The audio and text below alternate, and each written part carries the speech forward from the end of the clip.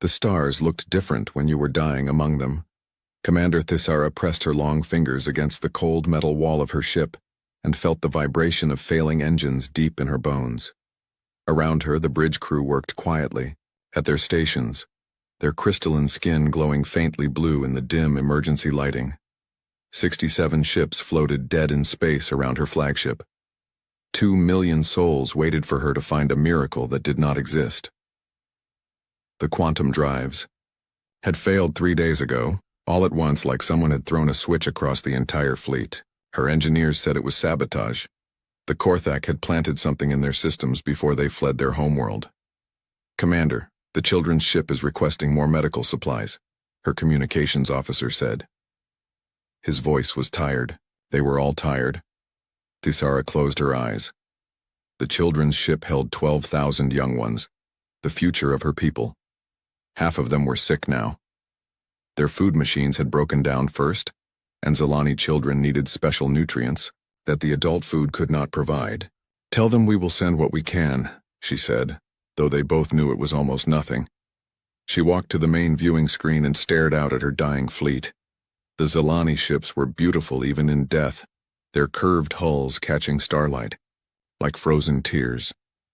Her people had built them for grace and speed, not for the hard journey they had been forced to make, now that grace was killing them. The war had started so suddenly. The Korthak Empire had demanded surrender or death, and her people had chosen to run instead of fight. They were scientists and artists, not warriors. They had packed their greatest treasures and their children and fled into the dark between stars. For months they had jumped from system to system, always one step ahead of the Korthak hunting fleets. They had been heading for the far edge of the galaxy, where ancient maps showed empty space and maybe safety. But the Korthak had been clever. They had planted their poison in the quantum drives during the last battle, and now the Zalani fleet was trapped like insects in amber.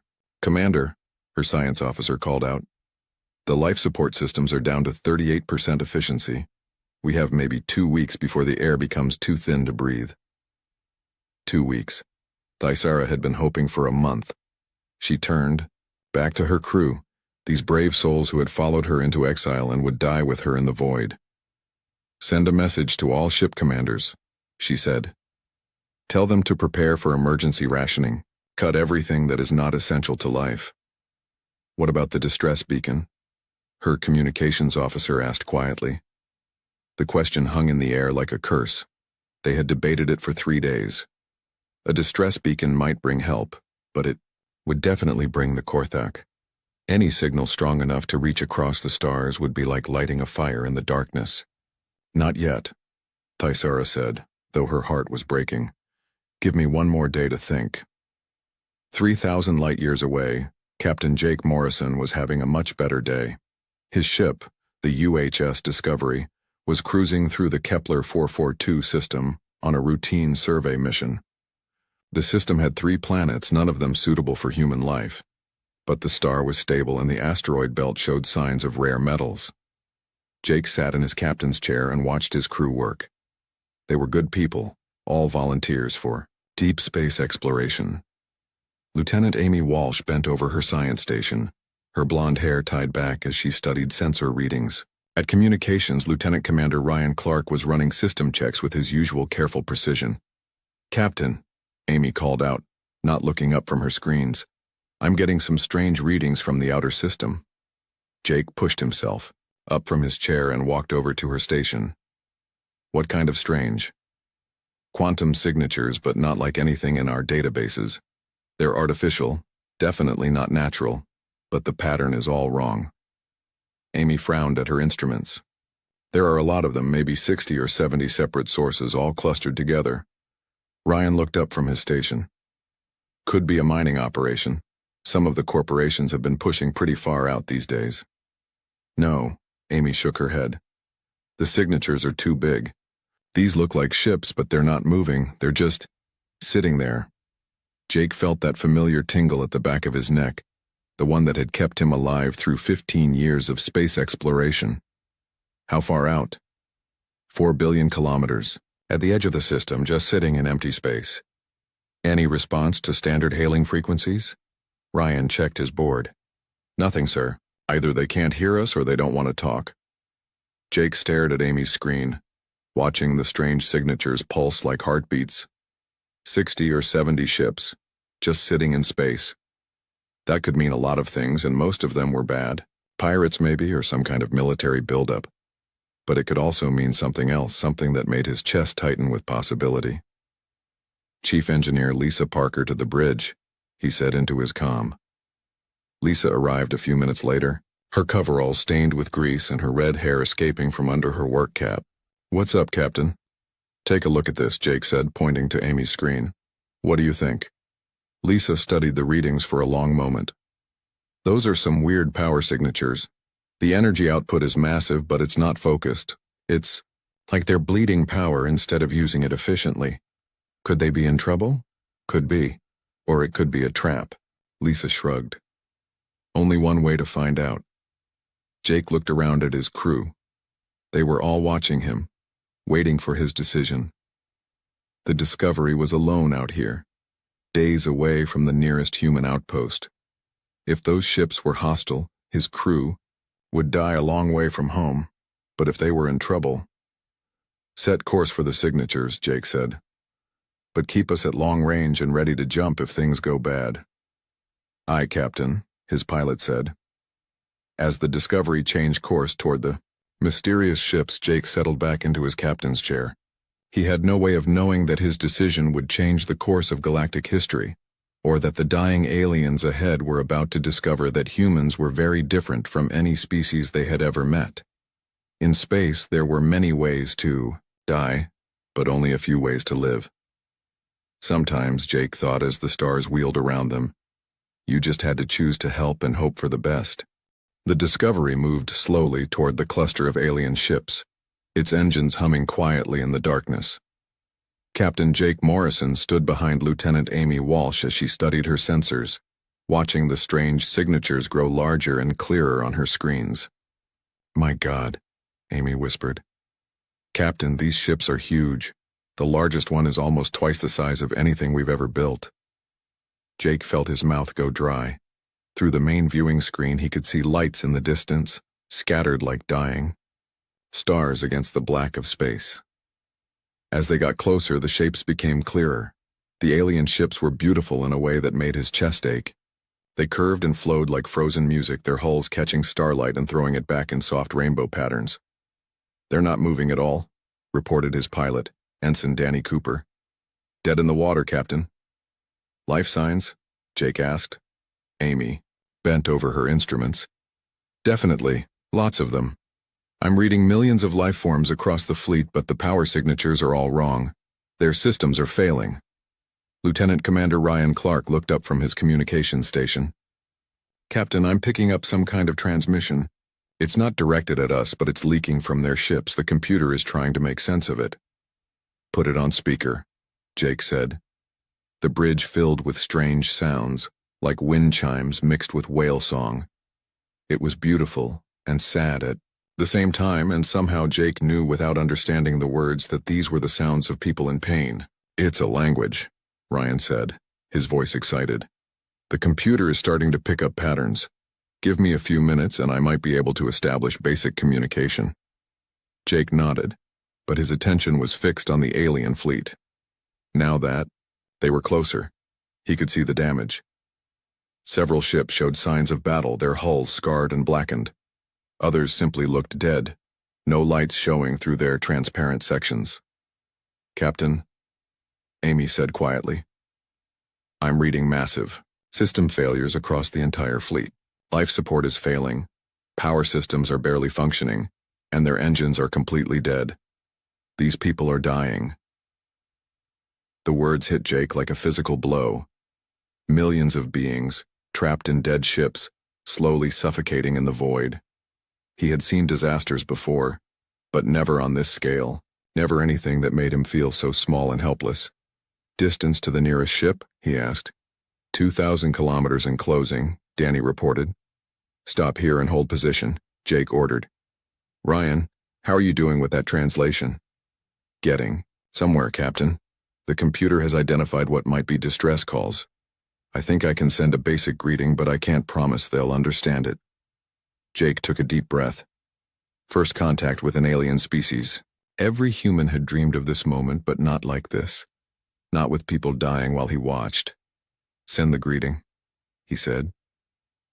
Ryan's fingers danced over his controls, and a series of tones went out from the Discovery. For a moment, nothing happened. Then the alien transmission stopped completely, as if the entire fleet was holding its breath. We've got their attention, Amy said. The response came as a flood of signals, all directed at the Discovery. Ryan's computer worked frantically to translate, and slowly words began to appear on his screen. They're asking who we are, Ryan said. And they want to know if we're here to help or to finish what someone else started. Jake felt his heart clench. These people had been hurt so badly that they expected every stranger to be an enemy. Tell them we're here to help, he said. Tell them we're humans, and we want to know what they need. The response took longer this time. When it came, Ryan's face went pale as he read it. Captain, they're called the Zilani. They're refugees from a war. Someone called the Korthak destroyed their homeworld, and they've been running for months. Their engines were sabotaged, and now they're trapped here with no way to move. How many of them? 2 million, sir, including children. The bridge went silent. 2 million people floating dead in space waiting to die. Jake closed his eyes and tried to think. The Discovery was just one ship with a crew of 200. They had supplies for maybe 6 months and basic medical facilities. What could they possibly do against a disaster this big? Captain, Amy said softly. The nearest ship is moving toward us. Jake opened his eyes and looked at the main screen. One of the smaller alien ships was drifting in their direction, its movements slow and careful. As it got closer, Jake could see that it was damaged, its hull showing signs of hasty repairs. They want to talk face to face, Ryan said, reading the incoming messages. Their commander is coming aboard that ship. Are they armed? I don't think so, sir. At least not in any way I can recognize. Jake made his decision. Drop our shields and open a channel.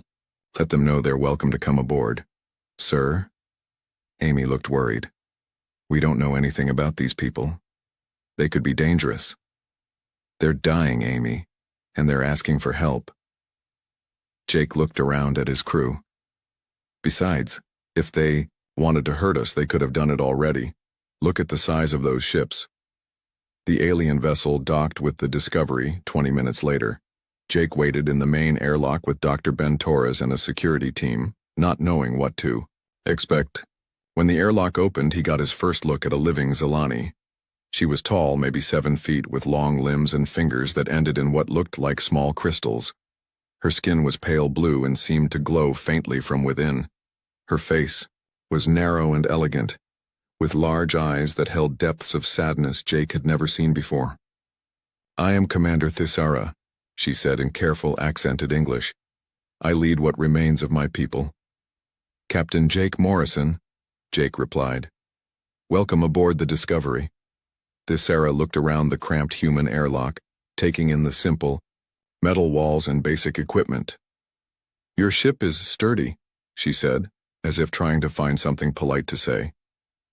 It gets the job done, Jake said with a smile. Commander, we've been monitoring your fleet. Dr. Torres here is our medical officer. What can we do to help? Thisara's large eyes filled with something that might have been hope. You would help us? Without knowing who we are or what we have done? Your people in trouble, Jake said simply. That's enough. For a long moment, Thisara just stared at him. Then she spoke, her voice barely above a whisper. Captain Morrison, my people are dying. Our children are starving, our ships are failing, and we have nowhere to go. The Korthak will find us soon, and when they do, they will finish what they started. Jake felt the weight of 2 million lives settling on his shoulders. Then we'd better get to work, he said. Captain Jake Morrison had never sent a message that would change the course of human history, but he was about to. He sat in his ready room, staring at the communication console, trying to find the right words to explain what they had found. 3. Hours had passed since Commander Thisara had returned to her ship with promises of help. 3 hours of his crew working frantically to understand the scope of the disaster they faced. Dr. Ben Torres had been examining the medical data the Zilani provided, and his face had grown paler with each report. Jake, Ben had said, using his first name like he always did when things were serious. Half their children are dying. Their food systems are breaking down and they need nutrients we don't even have names for. I can help some of them, but not 2 million. Chief Engineer. Lisa Parker had been just as grim. Their technology is amazing, but it's like a house of cards. Everything depends on everything else, and when one system fails, it all comes down. I can patch some things, but I'd need a fleet of repair ships in 6 months to fix it all. Jake activated the communication system and began recording his message to Earth Command. This is Captain Jake Morrison of the UHS Discovery, transmitting on emergency frequency, Alpha 7. I am requesting immediate humanitarian assistance for approximately 2 million alien refugees currently stranded in the Kepler 442 system. Repeat, 2 million civilians in immediate danger of death from system failures and starvation. He paused, knowing how crazy it sounded. The aliens call themselves Zilani. They are refugees from a war with another species called the Korthak. They are peaceful and they are dying. I am formally requesting Operation Lifeline protocols be activated. We need medical ships, supply vessels, and repair crews. Time is critical. Morrison out. Jake sent the message on the fastest transmission possible and then waited. It would take 6 hours for his message to reach Earth, and another 6 for a response. 12 hours while people died. But humans, Jake had learned over the years, could be surprisingly fast when they needed to be. The response came in 8 hours, not 12. President Helen Carter herself appeared on the screen, her face serious but determined. Captain Morrison, this is President Carter. Your message has been received and verified. I am authorizing Operation Starlight, the largest humanitarian mission in human history. Admiral Chris Davis is already assembling a fleet. Help is coming, Captain. Hold on. Jake felt tears in his eyes as he called his crew together on the bridge. People, we're about to be part of something bigger than anything we've ever done. A rescue fleet is coming, but it's going to take them 4 days to get here. Until then, we're all these people have. Lieutenant Amy Walsh looked up from her science station. Captain, I've been working with the Zilani engineers. They've given me the specifications for their most critical systems. Maybe we can help keep them alive until the fleet arrives. What do you need? Jake asked. Every spare part we have, all our emergency food supplies, and about 48 hours without sleep. Jake smiled. You've got it. Lisa, I want you to take your best people over to their ships. See what you can fix with what we have.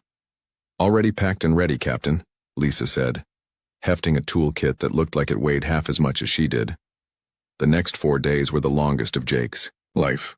The Discovery became the center of a desperate repair operation, with human and Zilani engineers working side by side in the failing alien ships. The language barrier was huge, but somehow they made it work. Humans pointed and gestured. Zilani sang musical instructions, and slowly, impossibly, systems began to stabilize. Dr. Torres worked around the clock in the alien medical bays, treating Zilani children with medicines he was making up as he went along. Their biology is close enough to ours that some of our drugs work, he told Jake during one of his brief rest periods. But close enough is still a guess, and I'm running out of supplies.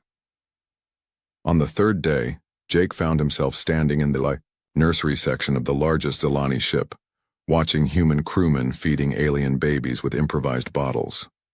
The babies were beautiful, with the same crystalline features as their parents, but smaller and more fragile.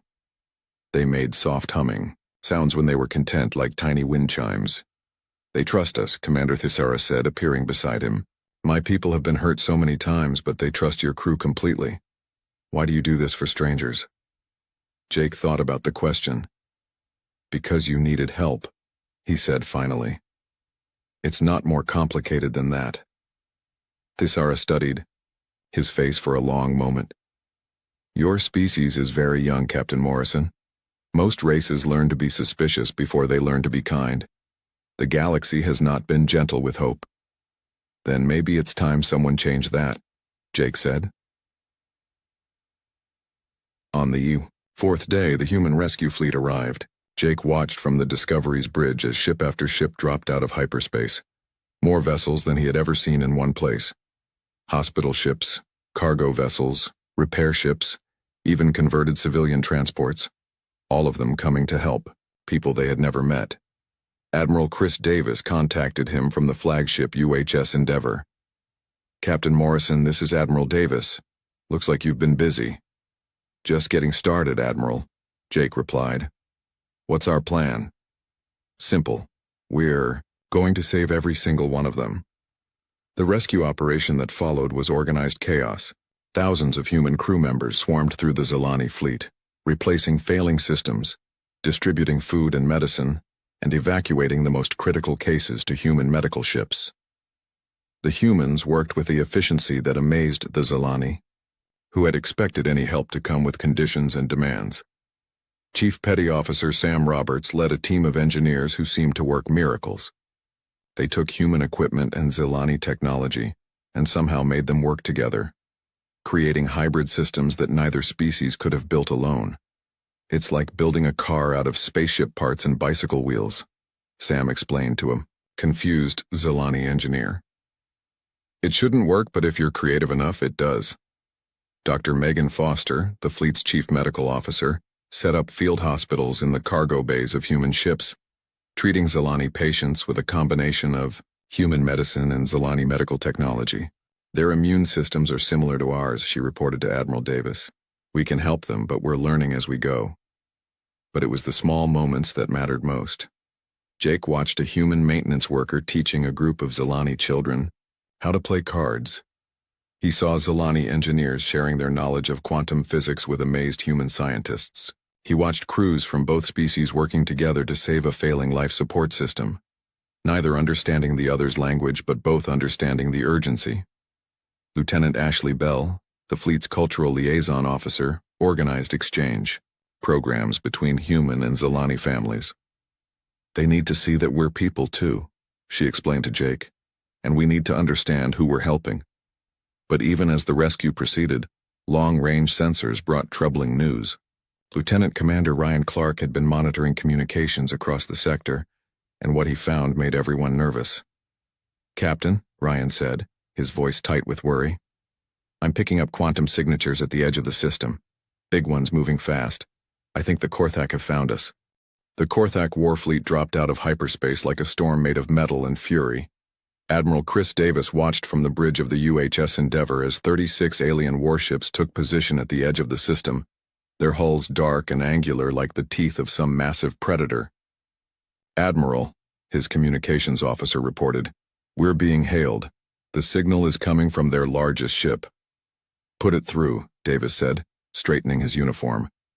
Behind him, Captain Jake Morrison stood with Commander Thisara, who had insisted on being present when the Korthak arrived. The main screen flickered, then showed the interior of an alien bridge. The being that appeared made Davis take an involuntary step backward. The Korthak commander was huge, nearly 8 feet tall, with scaled green skin and eyes like chips of yellow ice. When he spoke, his voice was like gravel grinding against steel. "I am War Master Grathak of the Korthak Third Fleet," the alien said. "You will identify yourselves and explain why you harbor enemies of the Empire." Davis felt every eye on his bridge watching him. This was it, the moment that would define humanity's place in the galaxy. "I am Admiral Chris Davis of the human fleet. These people are refugees under our protection." Grathak's laugh was like the sound of breaking bones. "Humans, we have heard whispers of your species, but you are even more primitive than we expected. Your ships are crude, your weapons are simple, and you dare to interfere in Korthak business. The Zilani are no longer your business," Davis said calmly. "They are under human protection now." "Protection?" Grathak leaned forward, his massive hands gripping the arms of his command chair. "You face 36 ships of the line with your handful of rescue vessels. You cannot protect yourselves, much less these criminals." Commander Thisara stepped forward, her crystalline features glowing with anger. "We are not criminals, Grathak. We are people who refuse to surrender our children to your slaughter. The Zelani will return to face judgment, Grathak snarled. And you humans will withdraw from the system immediately, or be destroyed with them. Davis looked around his bridge, seeing the faces of his crew. They were scared, he could tell, but none of them looked ready to back down. I'm afraid that's not going to happen, War Master. These people asked for our help, and we don't abandon people who need us. Grathak's expression shifted from contempt to puzzlement. You would fight an enemy you cannot defeat for beings you have never met? This makes no sense. Maybe not to you, Davis said, but it makes perfect sense to us. The Korthak commander studied the human admiral for a long moment. You have 1 hour to reconsider, Admiral Davis. After that, we will take what we came for and you will die for your foolishness. The transmission ended, leaving the bridge in tense silence. Davis turned to his tactical officer, Lieutenant Colonel Steve Brooks. What's our situation, Colonel? Steve's face was grim. Not good, sir. They outgun us 3-1, and their ships are built for war while most of ours are rescue vessels. In a straight fight, we'll lose. Then we don't fight straight, Davis said. What do we have that they don't expect? Captain Morrison stepped forward. Admiral, I've been studying the Korthak for the past hour. They're a military species used to fighting enemies who think like they do. But we don't think like them. Explain. Jake gestured toward the main screen, where the Korthak fleet hung in space like a wall of death. They expect us to either run or form up for a traditional battle.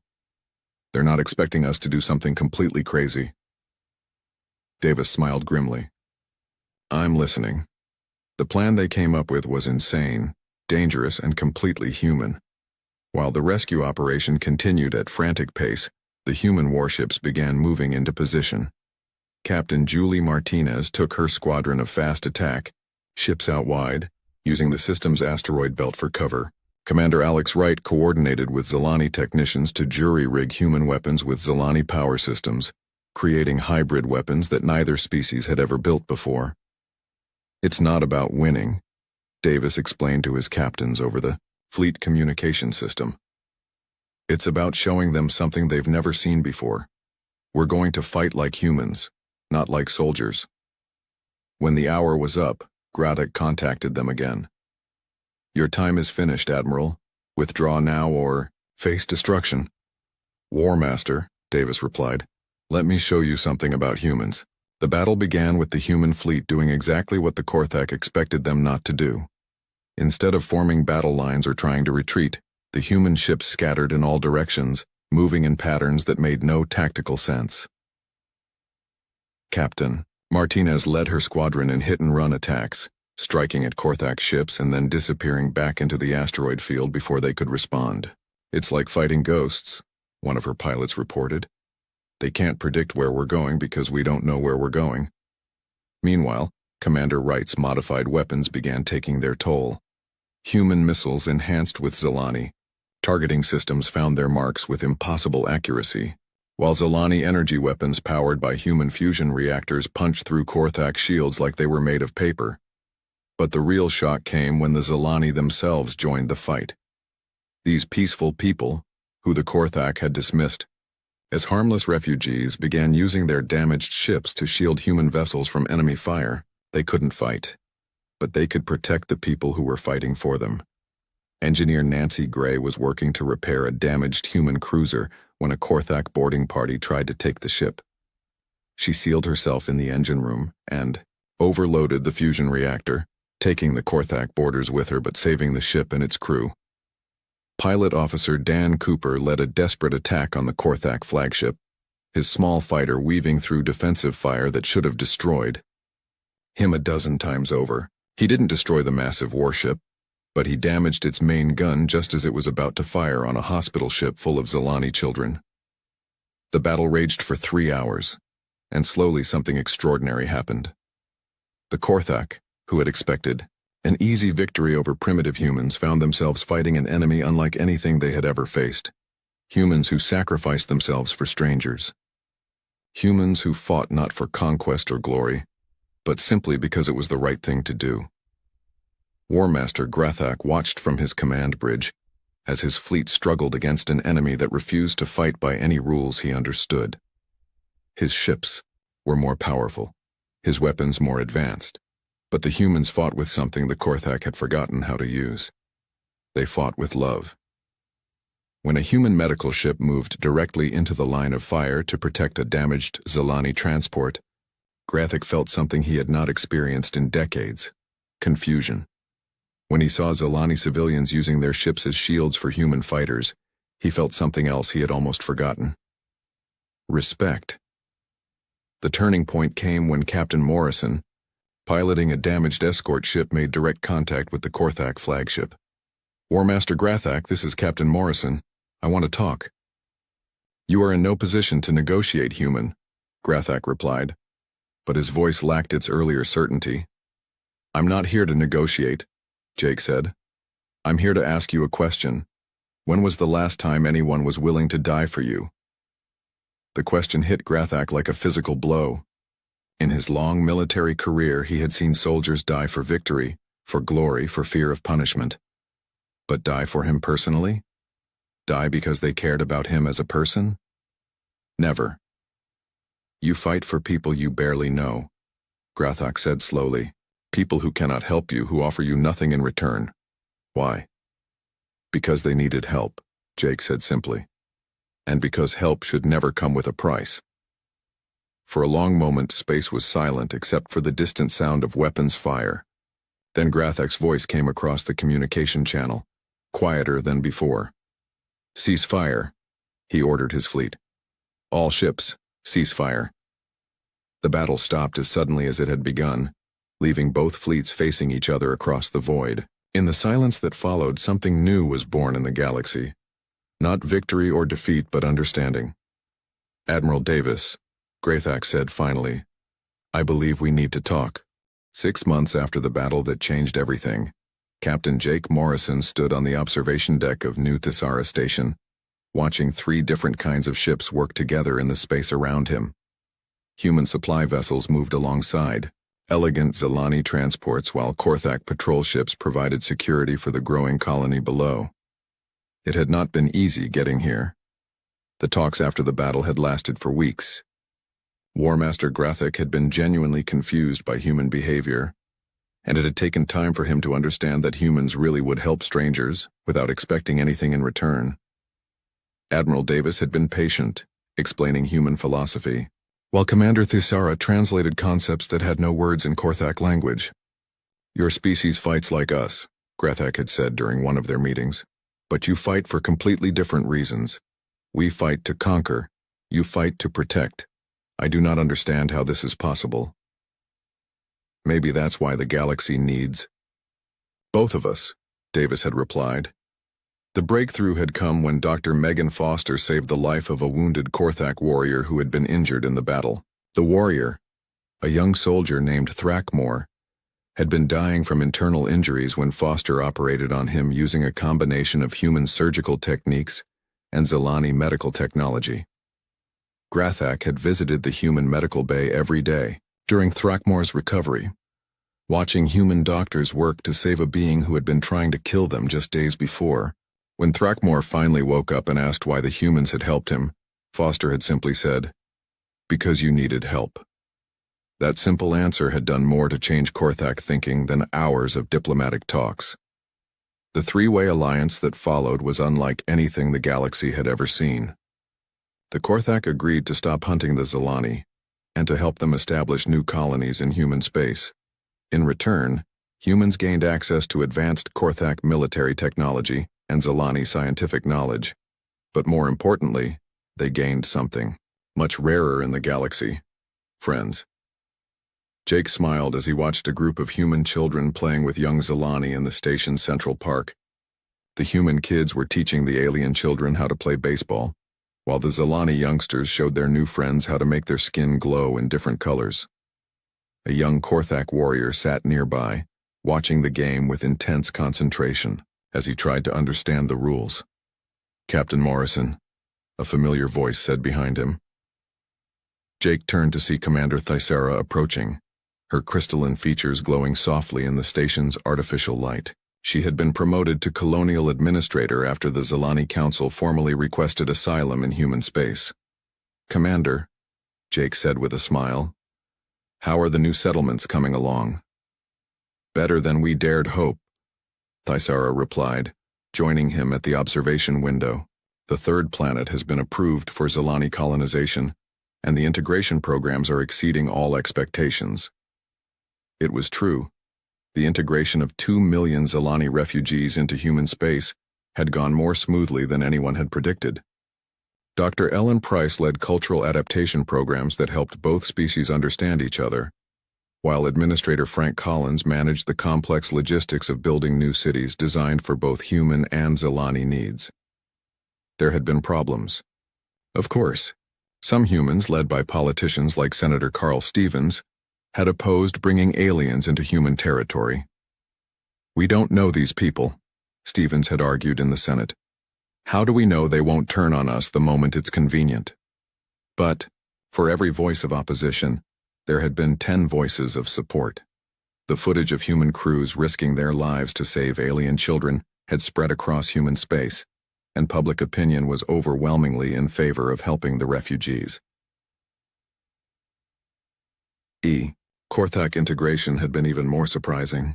General Thrackmore, the same warrior Dr. Foster had saved, had become the Korthak ambassador to human space. His reports back to the Korthak Empire had changed how his people viewed humans entirely. "They are warriors," Thrackmore had written, "but they are warriors who fight for others instead of themselves. They have strength, but they use it to protect rather than to conquer. The Empire has much to learn from them." The formal alliance had been signed just 2 weeks ago, with President Helen Carter, Commander Thaisara, and War Master Greythak meeting on neutral ground to establish the Tri-Species Accord. The agreement established trade relationships, mutual defense pacts, and joint exploration missions to the unexplored regions of the galaxy. "Jake," Thaisara said softly, using his first name as she had learned to do, "I need to tell you something." "What is it?" "Our long-range sensors have detected something at the edge of Korthak space. Another species, one we have never encountered before. They appear to be aggressive." Jake felt that familiar tingle at the back of his neck. "How aggressive?"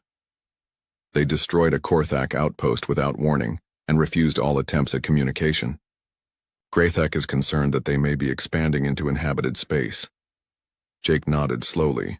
The galaxy was a big place, and humanity was still learning just how many different kinds of people lived in it. Some of them, apparently, were not as reasonable as the Zilani or as honorable as the Korthak. "What does Greythak want to do about it?" "He has requested a joint task force to investigate. Human ships, Korthak warriors, and Zilani scientists working together to make contact with this new species." Jake smiled. 6 months ago, humans had been alone in the galaxy.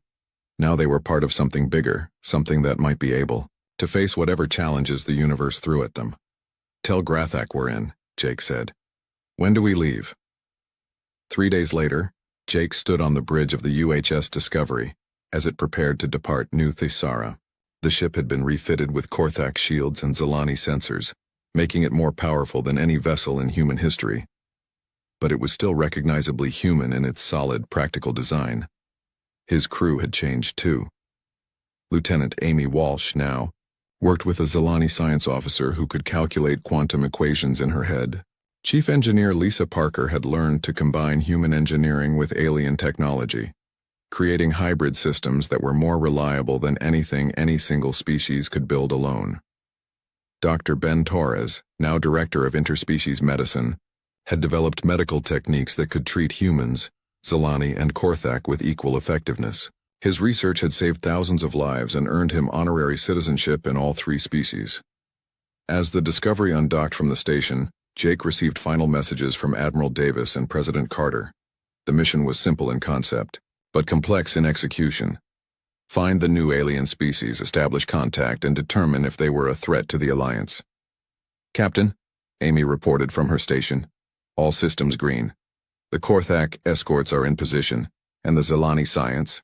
Ships are ready." Jake settled into his captain's chair and looked around at his mixed crew. Humans, Zelani, and Korthak working side by side, united by a simple idea that had changed the galaxy. Sometimes the right thing to do is just to help. "Take us out," Jake ordered. As the small fleet jumped to hyperspace, heading toward the unknown, Jake reflected on how much had changed since that day when they first encountered the stranded Zelani fleet. Humanity had proven that compassion was not weakness, that helping others made everyone stronger, and that the universe was big enough for everyone if people were willing to work together.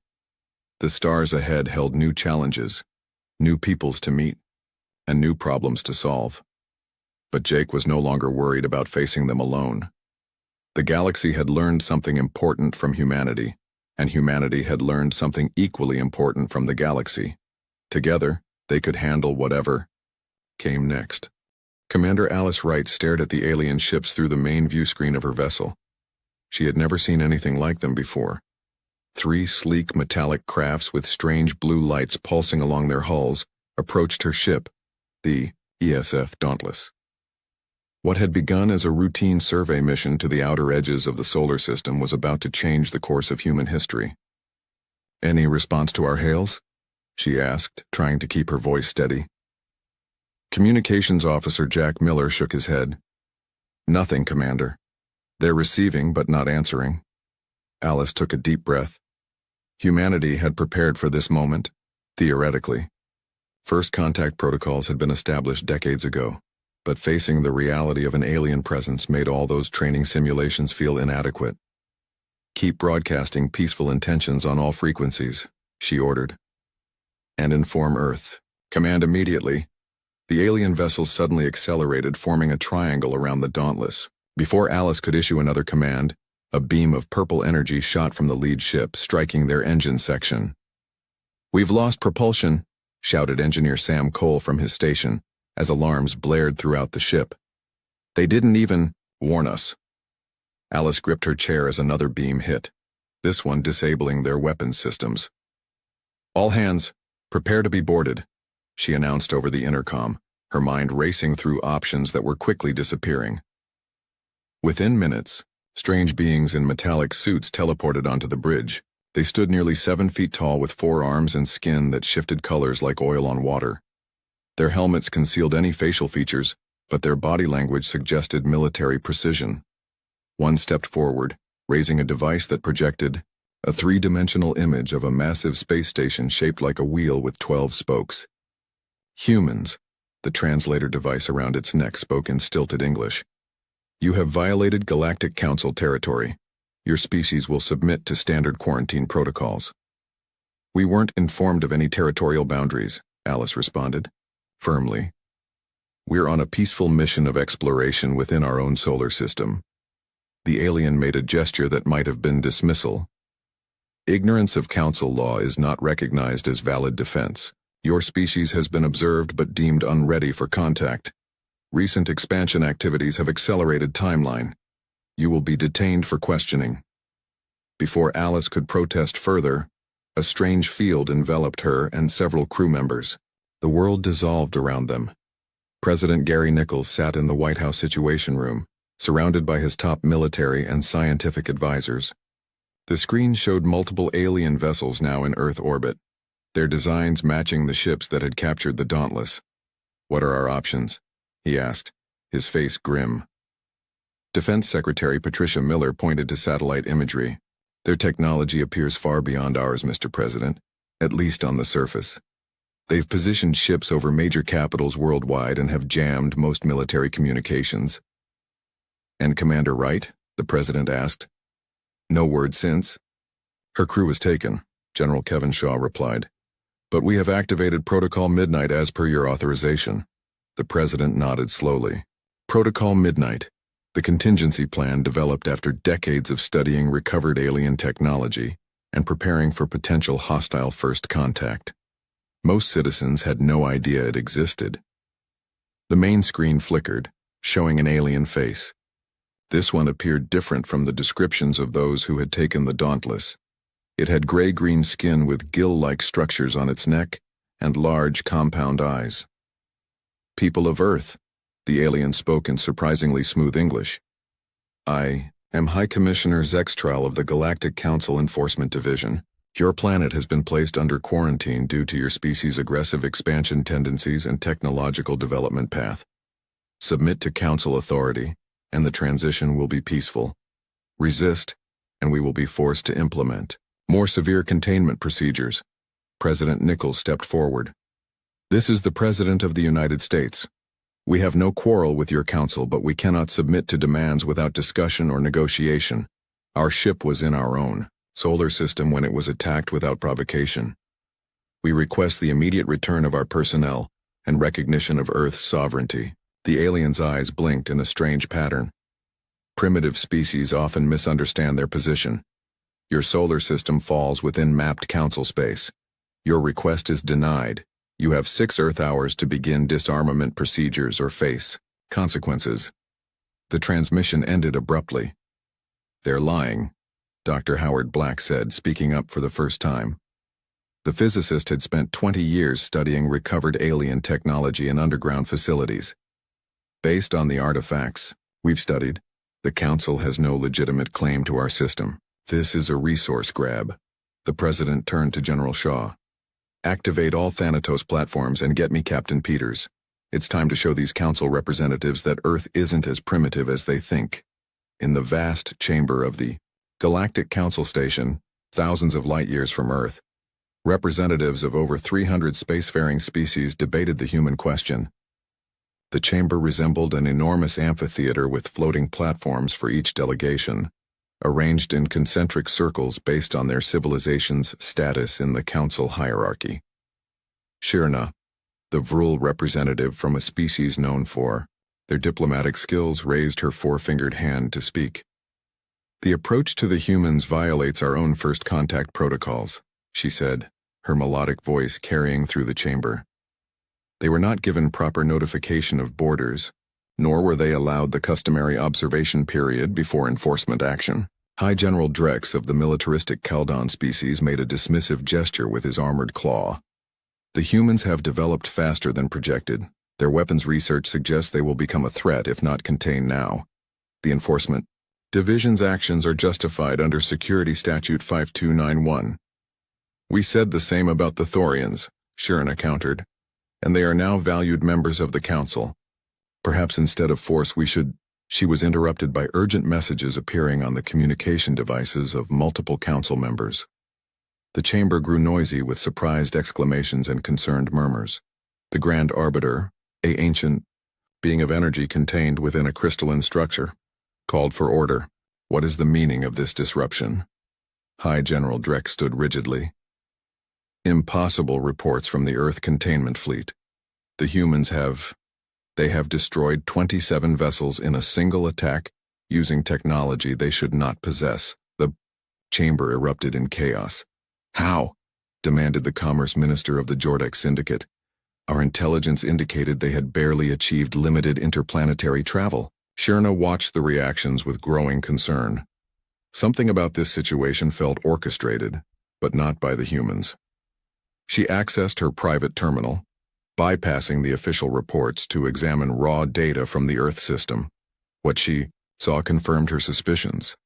The humans weren't just defending themselves. They were executing sophisticated military strategies that suggested they had been preparing for this encounter for a very long time. As the Council representatives argued among themselves, Shirna made a decision that would change the course of galactic politics forever. She opened a secure channel to her ship. It was time to reach out to these humans directly. Perhaps they would make better allies than subjects. Meanwhile, across the stars, Commander Alice Wright watched from her cell aboard the Council flagship as Earth launched its first counterattack against the galaxy's most powerful organization. Despite her situation, she smiled. The Galactic Council was about to learn a painful lesson about underestimating humanity. Lieutenant Frank Taylor moved silently through the underground complex beneath the Rocky Mountains. The facility had existed for decades, unknown to the public and most government officials. Its true purpose was hidden even from those who worked there. They believed it was a research center for deep space exploration. In reality, it housed Earth's secret weapons against alien threats. Frank placed his palm on a scanner. A door opened, revealing a vast chamber filled with strange devices and hushed conversations. Scientists and military personnel worked side by side, their faces tense but determined. Protocol Midnight is fully activated, Frank announced to the room. All systems green. Defense Secretary Patricia Miller approached him, her normally composed face showing rare signs of stress. The Council ships have begun positioning themselves over major population centers.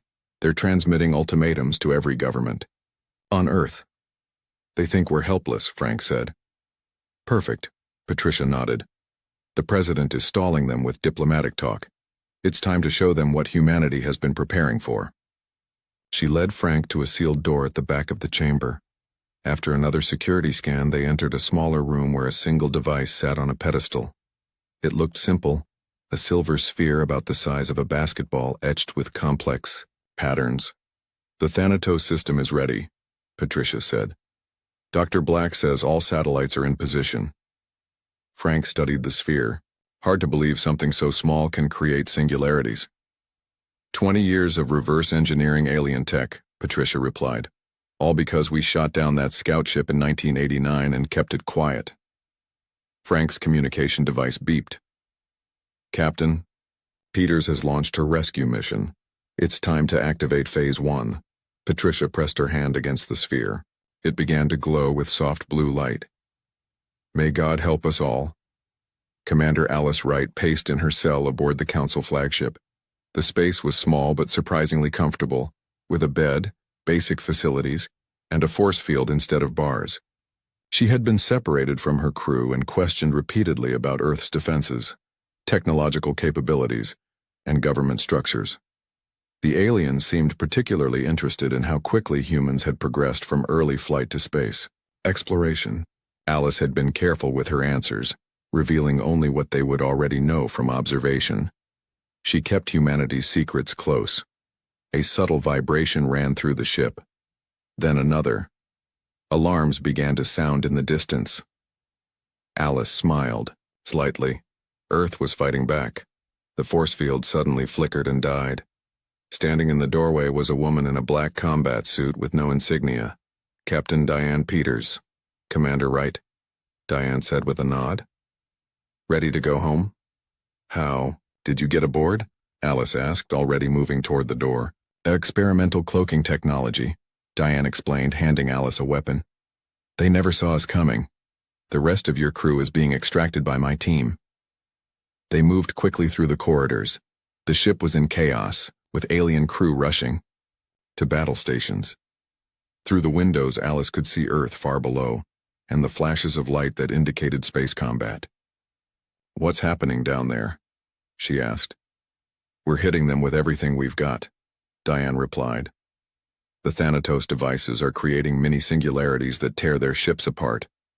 General Shaw launched the Solar Defense Fleet from their hiding spots on Mars and the asteroid belt. They reached a small airlock where 3 more operatives in black suits waited with the rest of Alice's rescued crew.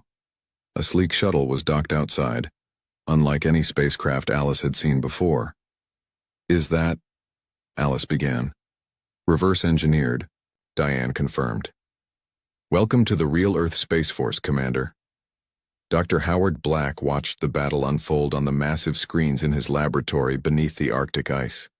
For 30 years, he had led the secret program to study and adapt alien technology from recovered crashes. Now his work was Earth's last line of defense. The counter-signal is working, his assistant Lisa Brown reported. Their telepathic communications are breaking down. Howard nodded, studying the data streams. The aliens of the Galactic Council relied heavily on instantaneous telepathic links between ships and commanders. The disruption signal he had designed was forcing them to fall back on more primitive communication methods. Their formations are breaking apart, Howard noted. They didn't expect us to know their weaknesses. Sir, Lisa said urgently. We're detecting a new energy signature. Something big is coming through their faster-than-light corridor. Howard frowned. The screen showed a massive vessel emerging near the moon, dwarfing the other council ships. Their flagship. They're escalating. He turned to his secondary console and activated a secure channel to President Nichols. Mr. President, they've Brought in reinforcements. It's time for Phase 2. President Gary Nichols stood in the Situation Room watching the battle in Earth orbit. The Council's initial attack had been blunted by Earth's surprising defenses, but the arrival of their massive flagship changed the equation. "Activate the lunar batteries," he ordered, "and get me a direct line to that flagship." General Kevin Shaw relayed the orders. Moments later, the surface of the moon seemed to shift as hidden weapon platforms emerged from beneath the lunar soil. They had been placed there years ago, disguised as research outposts. Channel open to the flagship. "Sir," an aide reported. The main screen flickered to life, showing the alien commander Zexatral. His compound eyes seemed to widen at the sight of the human leader. "This is President Nichols of Earth," Gary said firmly. "Your attack on our planet has failed. We now offer you a choice. Withdraw your forces, or we will be forced to demonstrate our full capabilities." "Impossible," Zexatral hissed. "Your species cannot possess such technology. You are lying." Gary nodded to General Shaw, who pressed a button on his console.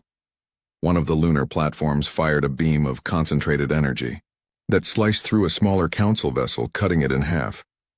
"That was one weapon at minimal power," Gary said. "We have many more.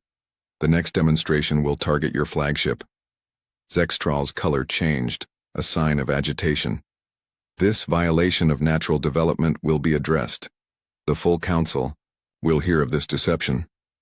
"We look forward to addressing the council," Gary replied. "As equals, not as subjects. You have 1 hour to begin withdrawal." The transmission ended. Gary turned to his advisors. "Get me Captain Peters. I want to know what Commander Wright learned during her captivity." "Sir," General Shaw said, checking incoming reports, "the council ships are pulling back to lunar orbit, and we're receiving a transmission from someone claiming to be a council representative named Shirna. She says she wants to negotiate separately from the enforcement division." Gary raised his eyebrows. "It seems there's dissent in the council. Put her through to my private office. And maintain battle readiness. This could be a trick." As he left the Situation Room, Gary paused to look at the display showing Earth from orbit. Humanity had survived its first extraterrestrial battle, but the war was just beginning. If the Council truly controlled as much of the galaxy as they claimed, Earth would need every secret weapon and ally it could find. The fate of human independence would be decided in the coming days.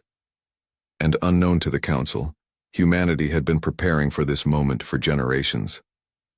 General Kevin Shaw stood on the bridge of his command ship, hidden inside a hollowed-out asteroid near Mars. For 15 years, he had overseen the building of Earth's secret space fleet. Ships disguised as mining vessels and research stations now revealed their true purpose as weapon ports opened and engines powered up to full capacity.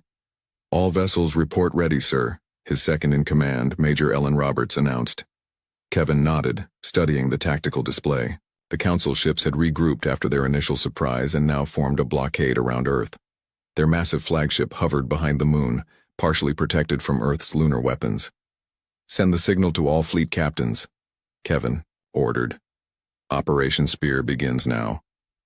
Throughout the solar system, hidden human ships emerged from their concealment. From Mars, from the asteroid belt, from the moons of Jupiter and Saturn, vessels of various sizes moved into attack formation. The Council forces suddenly found themselves caught between Earth's defenses and this unexpected fleet. "They're scrambling to reposition," Ellen reported with a hint of satisfaction. "Our ships from Europa and Titan are already engaging their rearguard."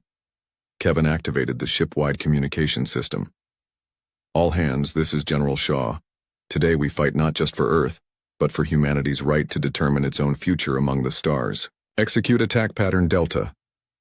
The human fleet moved with practiced precision.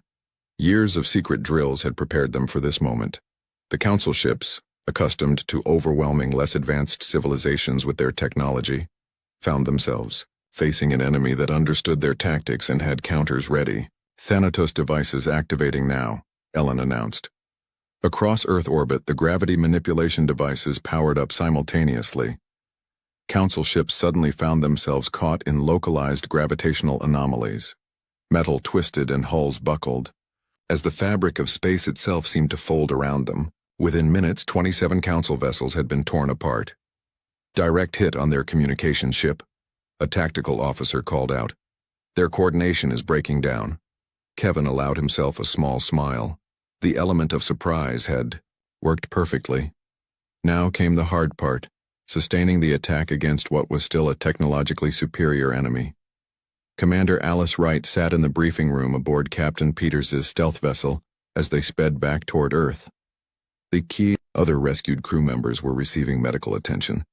Alice studied the battle reports coming in with a mixture of amazement and pride. "I knew we had secret defense programs," she said to Diane, "but nothing on this scale." Diane nodded. After the Roswell incident in 1947, the government realized we weren't alone. When more ships crashed in the following decades, we recovered enough technology to understand what we might be facing. Everything since then, our space program, technological development, even some wars, has been partly shaped by preparing for this day. The Council has no idea what they've stumbled into, Alice realized. During my interrogation, they kept assuming we were decades behind where we actually are. That was intentional, Diane explained. Everything public about our space capabilities has been understated. The Council thought they were dealing with a planet that had barely reached its moon. The ship's communication system activated. "Captain Peters," a voice said. "The President is requesting Commander Wright's presence for an emergency briefing as soon as you land. We've made contact with a Council representative who wants to negotiate." Alice looked at Diane. "Who?" "Someone named Shirna," Diane replied. "Apparently not all Council members agree with this attack on Earth." Alice nodded. "During my captivity, I overheard arguments among the aliens. Some mentioned protocols being violated. I think the Council isn't as united as they want us to believe." "That gives us an opening," Diane said. "If we can split their alliance, we have a better chance of surviving this."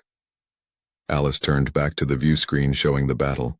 Human ships were holding their own, but some were already lost, shown as fading dots on the tactical display. "How long can we keep this up?" "Long enough to make them reconsider whether Earth is worth the cost," Diane answered grimly. In the Galactic Council chamber, representatives watched in stunned silence as the battle feeds showed their forces being decimated by human defenses. The massive view screens displayed scenes that many had believed impossible. A supposedly primitive species successfully repelling the Council enforcement fleet. "This is unprecedented," declared the ancient representative of the Fur Collective, their translucent form vibrating with agitation. "No species at their development stage has ever possessed such military capability." "They must have been helped," insisted High General Drex, his armored claw smashing down on his console. "Some Council member has violated the non-interference directives and armed these humans." Shirna stood on her platform, her slender form tense but controlled. "Or perhaps our intelligence was faulty from the beginning. We assumed the humans were what they appeared to be, without considering they might deliberately hide their true capabilities." "Impossible," Drex growled. "Our observation posts have monitored their planet for centuries." "And how many times have those observation posts actually landed and interacted with humans?" Shirna asked. "How many crashed ships have we lost on their planet over the decades? Ships that were never recovered by our salvage teams?" A murmur ran through the chamber as representatives considered this possibility. "I have opened a direct channel to the human leadership," Shirna continued. "Unlike our enforcement division, I chose to speak with them before attacking. They claim they have been studying our technology from crashed vessels for over 70 of their years." The Grand Arbiter's crystalline form pulsed with light as the ancient being addressed the Council. "This situation has grown beyond an enforcement action. The humans have demonstrated capabilities that qualify them for diplomatic engagement under Council law." High General Drex made a dismissive gesture. "They are still confined to a single star system. Once our main battle fleet arrives, their resistance will—" He was interrupted as new alerts flashed across the chamber's displays. The humans had activated more Thanatos devices, creating a gravitational anomaly that swallowed 3 more Council ships. "This is no longer a question of quarantine," the Commerce Minister of the Jordak Syndicate said, her eyes fixed on the casualty reports. We are now engaged in full-scale war with a species that clearly understands our technology well enough to counter it. The economic impact of a prolonged conflict would be devastating. Shirna seized the moment. I move for an immediate cessation of hostilities and the opening of formal diplomatic relations with Earth. Seconded, called out the representative of the Thorians, a species that had itself faced council aggression in the past. The Grand Arbiter's light pulsed as the being considered. The motion will be put to vote. This council must decide if humans are to be enemies or potential allies. As the representatives cast their votes, Shirna's private communication device activated. A message from Earth's President Nichols appeared. We come in peace, but we do not surrender to threats. If the Council wants war, they will learn that Earth has teeth. Shirna looked back at the battle displays. The humans were proving that statement true with every passing moment. Dr. Linda Rodriguez adjusted her glasses and took a deep breath. As Earth's leading xenolinguist, she had spent years studying recovered alien communication systems. Now she was about to use that knowledge on a scale no one had imagined. The RAIM, secure room beneath the United Nations building, hummed with equipment. President Nichols stood nearby, watching as Linda prepared to address the Galactic Council directly. Are you ready, Doctor? The President asked. Linda nodded. The translation matrices are calibrated for all 27 major Council languages. They'll understand exactly what we're saying, with all the proper cultural nuances.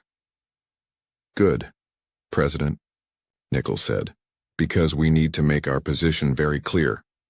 Linda activated the transmission system. Her message would bypass the Council's military command, reaching their political chamber directly. The screens lit up, showing the vast amphitheater filled with representatives of hundreds of alien species. Members of the Galactic Council, Linda began, her voice steady despite her racing heart. I am Dr. Linda Rodriguez of Earth. We address you directly to end this unnecessary conflict. The alien representatives stirred, clearly surprised by the direct communication. Linda continued. Her words translated simultaneously into the various Council languages. For over 70 years, our world has quietly studied the vessels your civilizations have lost on our planet. We have learned much about your technologies, your languages, and your political structures. We have also documented numerous violations of your own laws by Council members. She pressed a button, and images appeared on the Council's screens, records of alien ships capturing humans, performing experiments, and violating Earth's sovereignty long before official contact. These illegal actions gave us both knowledge and motivation to prepare defenses. We did not seek this conflict, but we were ready when it came. Linda leaned forward, her expression firm. Earth demands immediate recognition of our sovereignty, reparations for the unprovoked attack on our planet, and a seat at the Council table. Should these terms be rejected, we will release evidence of corruption and war crimes to all Council species simultaneously. The Council chamber erupted in chaos. Linda switched off the main transmission, but kept the receiving channels open to monitor the reaction. President Nichols nodded with satisfaction. Well done, Doctor. Now we wait to see which factions emerge. They're already dividing, Linda observed, watching the alien representatives forming heated discussion groups. The militarists want to escalate, but the commercial interests seem concerned about the cost of continued conflict. Perfect, the President said. And Ambassador Bennett? His ship will reach the Council station in approximately 3 hours. Commander Alice Wright stood on the bridge of her new vessel, the ESF, defiant. After being rescued from the Council flagship, she had been given command of one of Earth's advanced ships, built with reverse-engineered alien technology. Commander, her communications officer called. We're receiving a transmission from a Council ship. They're requesting to speak with you specifically. Alice raised an eyebrow. Put it through. The screen displayed a slender alien with blue-tinted skin and large, expressive eyes. She recognized the species from her captivity. Of Rule. Commander Wright, the alien said. I am Counselor Shirna. I voted against the attack on your planet and wish to establish direct communication with your species. Alice studied the alien carefully. "What do you propose, Counselor?" "The Council is divided on how to proceed," Shirna explained. "Some wish to send our main battle fleet to crush your resistance. Others recognize that approach would be costly and ultimately futile." "They're beginning to understand us better," Alice noted. Shirna's expression changed subtly. "I believe Earth has been misjudged. There are many species in the Council who faced similar treatment when first contacted. Surrounded, threatened, forced to submit. Some of us wish to create a more equitable galactic community." "Why tell me this?" Alice asked. "Because you have experienced our methods firsthand, and because your ship is currently in position to make contact with representatives of 17 Council species who share my concerns. They are waiting at coordinates I can provide." Alice considered this potential trap, but something in the alien's manner suggested sincerity. "Send the coordinates, but understand that we will arrive prepared for any deception." "I would expect nothing less from humans," Shirna replied, with what might have been respect in her. "Sorry, sir." Steve Bennett adjusted his tie as his ship approached the massive Council station. As Earth's newly appointed ambassador, he carried the hopes of his planet with him. The vessel he traveled on was unlike anything humans had publicly acknowledged possessing. Sleek, fast, and incorporating technologies the Council believed impossible for Earth to have mastered. "We're being hailed," his pilot reported. "They're demanding identification and purpose." "Show them everything," Steve replied calmly. The pilot activated their exterior lights, illuminating the Earth insignia and diplomatic markings. Then he transmitted their identification, including specifications of their vessel that would shock the Council observers. "Ambassador Bennett," a voice came through the communication system. "Your presence is unexpected. The Council is currently in emergency session regarding Earth." "Perfect timing," Steve replied. "Please inform them that Earth's representative has arrived to address their concerns in person." As the ship docked at the station, Steve reviewed his briefing materials one last time. Intelligence gathered over decades from crashed ships, abducted humans who had returned, and secret observations of alien activities near Earth had given him extraordinary insight into Council politics. His security team, all armed with weapons based on alien technology, formed around him as the airlock opened. Waiting beyond were several Council security officers, their posture betraying their surprise at the human's appearance. "Ambassador Bennett of Earth," Steve announced formally. "I request immediate access to the Council chamber."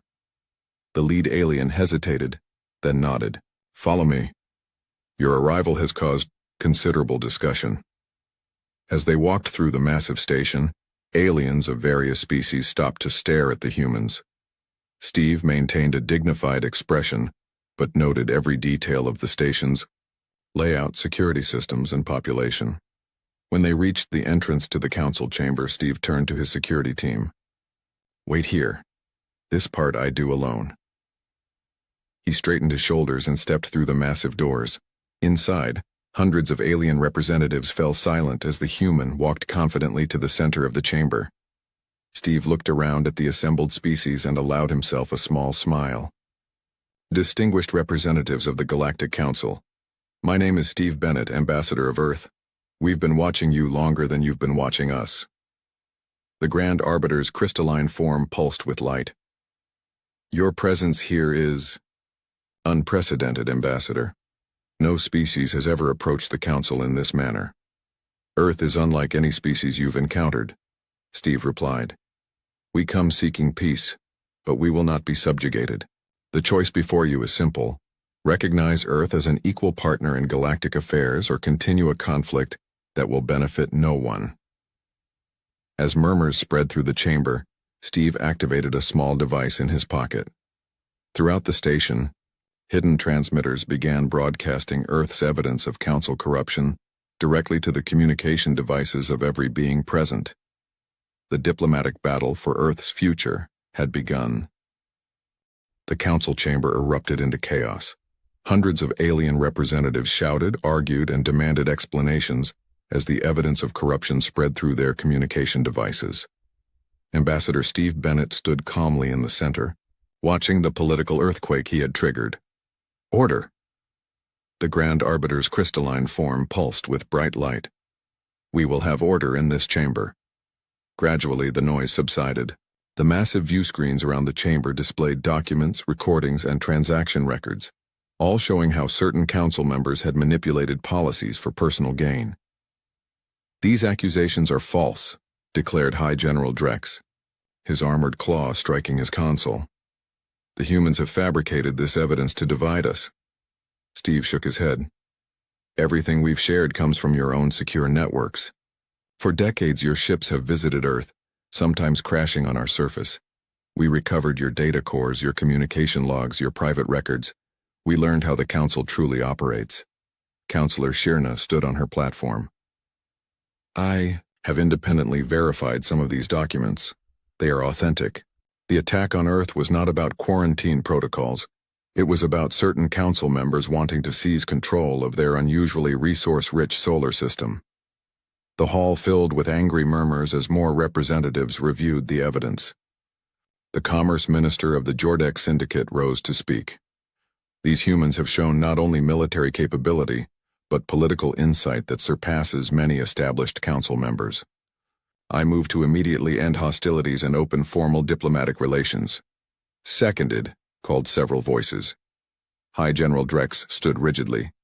The humans remain a potential threat. Their technological development has been unnaturally accelerated. The Drev Imperium calls for their immediate containment through superior force. And how many more ships are you willing to lose, General? Steve asked quietly. Earth's defenses are only partially deployed. We prefer peace, but we are prepared for prolonged conflict if necessary. The Grand Arbiter's light pulsed rhythmically, a sign of deep consideration. A vote will be taken. The Council must decide if Earth is to be welcomed as a potential member or treated as a threat to galactic stability. Commander Alice Wright guided her ship toward the coordinates Shirna had provided. The ESF Defiant moved cautiously, weapons ready as they approached what appeared to be a small space station hidden in an asteroid field. Multiple ships detected, her tactical officer reported. 17 distinct vessel types, all powered. Down, they appear to be waiting. Open a channel, Alice ordered, to all vessels. This is Commander Wright of Earth. We come in response to Counselor Shirna's invitation. The main screen activated, showing a diverse group of alien representatives gathered in what looked like a conference room. Alice recognized several species from her time in captivity. Commander Wright, said a reptilian being with iridescent scales. I am Ambassador Krell of the Thorian Collective. Like many gathered here, my species faced Council aggression when first contacted. We have watched Earth's resistance with great interest. Alice studied the assembled aliens. What exactly is this meeting? A being made of what appeared to be living crystal spoke next. We represent species who believe the Council has strayed from its original purpose. It was meant to foster cooperation and mutual growth. Instead, it has become a tool of domination by the most powerful members. Earth's unexpected strength has created an opportunity, Krell continued. 17 of us are prepared to declare independence from the Council, forming a new alliance based on mutual respect and non-interference. We invite Earth to join us as a founding member. Alice's eyes widened slightly. That's a significant proposal. I'll need to consult with my government. Of course, Krell nodded. But be aware, the Council will soon vote on Earth's status. If they decide against you, their main battle fleet will deploy. Even with your impressive defenses, the cost would be tremendous. Then we'd better work quickly, Alice replied. In the White House Situation Room, President Nichols received the reports from both Ambassador Bennett and Commander Wright simultaneously. The Council is voting on our status even as we speak, he told his advisors, and we have an offer to join a breakaway alliance of 17 species. Defense Secretary Patricia Miller frowned. Can we trust either group? For all we know, this could be an elaborate trap. Dr. Howard Black shook his head. The evidence suggests otherwise. Our analysis of their communication patterns indicates genuine division within the Council. The species contacting Commander Wright have all experienced similar treatment to ours. The President nodded slowly. Then we need to act decisively. Contact Commander Wright. Tell her to accept the alliance offer conditionally. And get me a direct line to Ambassador Bennett. Steve Bennett received the President's message just as the Council vote concluded. The result was displayed on the massive screens. 162 species voted to welcome Earth as a potential member. 118 voted for continued military action, and 43 abstained. The Grand Arbiter's voice resonated through the chamber. The Council has spoken. Earth will be granted observer status while terms of potential membership are discussed. All hostile actions will cease immediately. High General Drex stood, his posture rigid with anger. The Drev Imperium rejects this decision. We will not stand by while a dangerous species is welcomed into galactic society. Then perhaps the time has come for a new approach to galactic governance, Steve replied, activating his communication device. On cue, Commander Wright's transmission reached the Council chamber. Attention, Galactic Council, Alice said, her image appearing on the main view screen. I am currently meeting with representatives of 17 Council species who have chosen to form an independent alliance. Earth has accepted their invitation to join as a founding member. The chamber erupted once more. The Grand Arbiter's form pulsed rapidly. This is unprecedented. No species has ever broken from the Council in this manner. Perhaps that's why change is necessary, Steve said firmly. Earth offers the Council a choice. Reform your governance to truly represent all species, or watch as more members join our new interstellar cooperative. 6 months later, Commander Alice Wright stood on the observation deck of the new interstellar cooperative headquarters, built in Earth orbit. Beside her stood Councillor Shierna and Ambassador Krell. 32 species now, Alice noted, watching. Ships of various designs moving through space around them. The Council never expected such a chain reaction. They underestimated the dissatisfaction among the lesser species, Shierna replied. When Earth showed it was possible to stand against them, many found their courage. On the deck below, President Nichols signed the founding charter of the Interstellar Cooperative, alongside representatives of the member species. Earth's flag was raised among those of their new allies.